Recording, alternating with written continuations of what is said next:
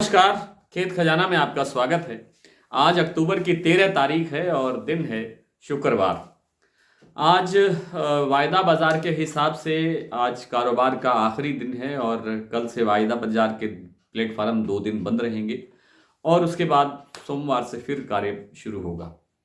लेकिन जो सरसों के अंदर आज मोमेंटम बना हुआ है कल से, उसमें कितनी जान है और कितना आगे बाजार तेज होगा या बाजार रुकेगा या बाजार किस तरफ जाएगा, इस पर बात करें उससे पहले आपसे निवेदन, अगर आप इस चैनल पर नए हैं तो आप इस चैनल को सब्सक्राइब कर लीजिए। सब्सक्राइब करने के साथ साथ बेल आइकॉन को जरूर प्रेस कीजिए ताकि वीडियो अपलोड होते ही सबसे पहले आप तक पहुंचे। आप इसको लाइक और शेयर भी कर सकते हैं। आज सरसों के बाजार में जैसे इंटरनेशनल मार्केट का सहारा मिला, खाद्य तेलों में तेजी दिखाई दी। जहां शिकागो बोर्ड ऑफ ट्रेड के अंदर सोया तेल तेज था, वहीं केएलसी के अंदर तेजी थी, मतलब पाम तेल के अंदर तेजी थी। तो इन सब कारणों से बाजार आज भी तेज रहा।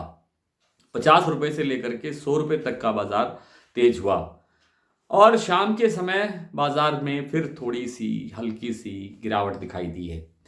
कारण स्पष्ट है कि 2 दिन तक लगातार तेजी चलने से जो बिकवाली बढ़ती है, दूसरा कि आगे संभावना तेजी की कम नजर आती है, इसलिए खरीदारी भी कम होती है।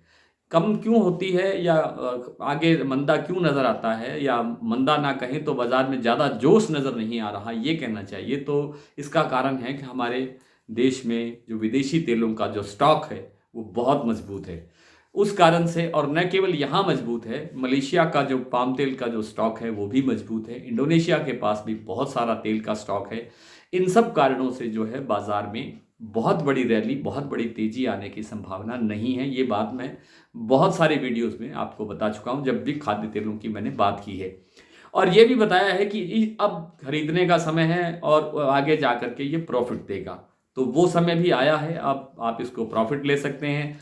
लेकिन बहुत बड़ी बाइंग ना करें, बहुत बड़ी खरीदारी ना करें ताकि उलझ ना जाएं आप, बोझ ना बन जाए ये खरीदारी। कभी भी बाजार वापस आ सकता है।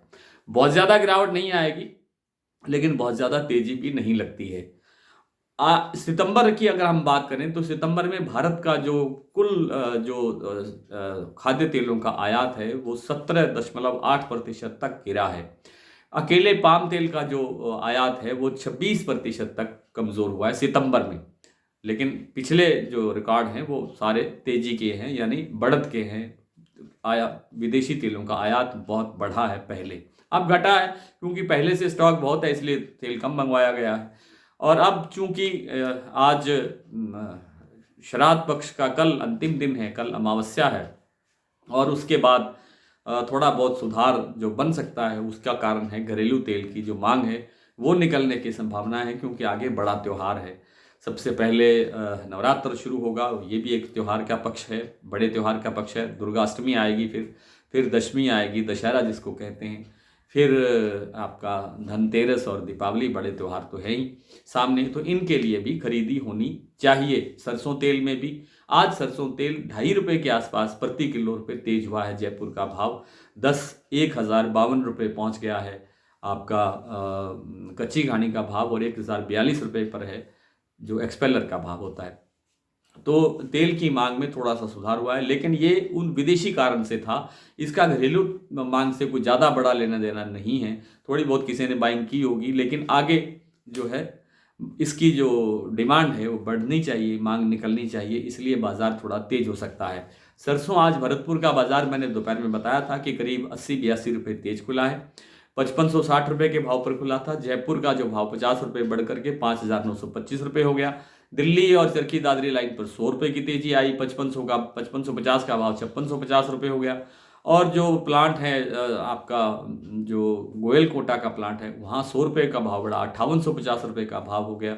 लेकिन सलोनी प्लांट में 50 रुपये की वृद्धि हुई थी, जिसमें शाम के समय 25 रुपये की कटौती हो गई है, क्योंकि अब केएलसी में थोड़ा सा ठहराव या जो रैली थी उस पर ब्रेक लगता हुआ दिखाई दे रहा है। इस कारण से बाजार थोड़ा कमज़ोर है। नरमा कपास के बाजार में कोई बड़ी सुधार नहीं हुआ है। कुछ दबाव जरूर बढ़ रहा है क्योंकि आवक बढ़ रही है। आवक बढ़ने से कुछ मंडियों के अंदर भाव जो 7,000 के आसपास ही ठहरे हुए हैं, 7,000 से कुछ में कमज़ोर भी हैं, लेकिन बढ़ने की संभावना है। और उसमें थोड़ा समय लगेगा। नवंबर के एंड तक हमें इंतज़ार करने की ज़रूरत है।